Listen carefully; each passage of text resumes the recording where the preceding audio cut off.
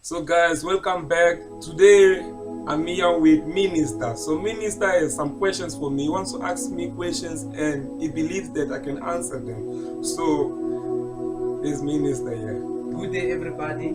So, man of God, I have this question: was the Holy Spirit in the Old Testament, or it was only introduced or given to us in the New Testament? The Holy Spirit was there in the Old Testament, but it was not mentioned. It was not, people did not really know of it that it was there, but it was there. Because if you're reading the Old Testament, they are telling you that, and the Spirit of God, it was in his prophets. And if you read in Samuel, 2 Samuel 23, starting by 2, they are telling you that King David is telling you that, and the Holy Spirit of God was there with him. How did the Holy Spirit? How can the Spirit of God be there with him? The Spirit of God is the Holy Spirit. So back then they were calling the Holy Spirit the Spirit of God. So now when Jesus came, he just gave it a name to where he introduced it to us, knowing that now it's called the Holy Spirit.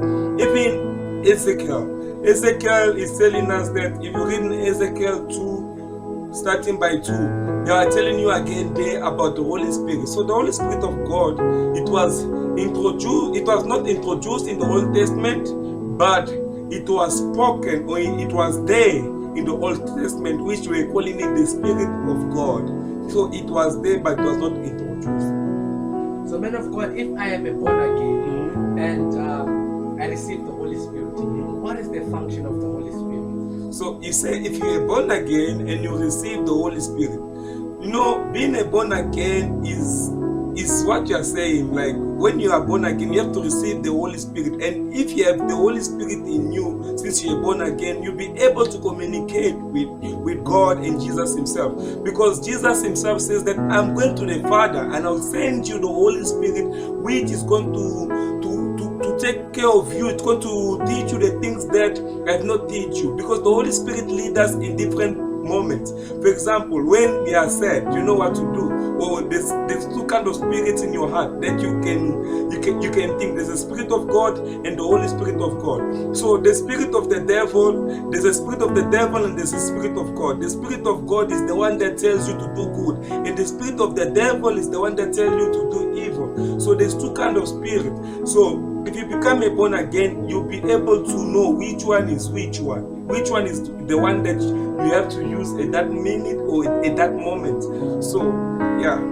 So the Holy Spirit is, I've heard men of God say the Holy Spirit is of power. What can you tell us about the authority of the Holy Spirit? The authority of the Holy Spirit is very strong and it's very dangerous, because the authority of the Holy Spirit is not something that you can mess with. If you read in the Bible, they are telling us that Jesus is saying that you can insult God, you can insult Jesus, but you must not insult the Holy Spirit. Because if you insult the Holy Spirit, that means you will never be forgiven. The Holy Spirit has more power and it's strong. Why is the Bible telling us that we must never play with the Holy Spirit or insult the Holy Spirit or speak bad of the Holy Spirit? It's because if you do something wrong to the Holy Spirit or speak bad of the Holy Spirit, you will never be forgiven. So the Holy Spirit is strong. Even more evidence that I can bring is that when Jesus left, when he told his disciples, I'm going to the Father, when I leave, I'll send the Holy Spirit.